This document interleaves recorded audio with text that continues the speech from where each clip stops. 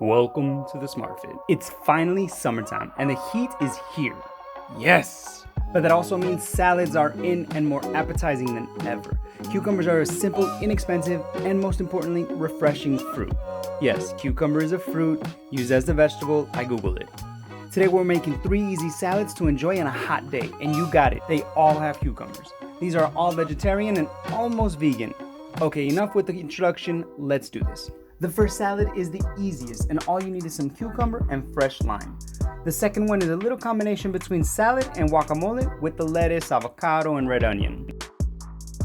The final salad is a little different, but trust me, it's worth trying, especially if you have a big bag of quinoa that you thought was a good idea to buy, but you haven't used it yet. Let's get the easy salad done. Like I said, you only really need cucumbers, which we're going to peel imperfectly to give contrast in both color and texture. Cut off the tips of the cucumber, just the tip, and then slice the cucumber into thickish coins. Delicately place your cucumbers in a bowl if you have organizational issues, but dumping them into a bowl works too. Prick your lime with a fork just before squeezing it to get as much juice out as possible. Use the whole lime. Add a pinch of salt and finish with some smoked paprika. Not only does it add the most subtle hint of smoky heat, but it makes the dish pop more. Salad número 2. What you see is what you need.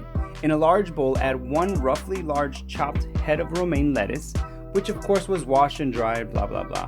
A quarter red onion chopped, a medium cucumber with the skin on, and a whole avocado skin onto. Okay, this is how you cut an avocado. Slice from top to bottom and all the way around until you get back to the starting point. Twist and reveal the buttery flesh. Remove the pit by carefully yet confidently striking it with the knife's edge. Gently twist and remove it. You see, no harm done. Cup the avo in your hand and lightly slice to score it.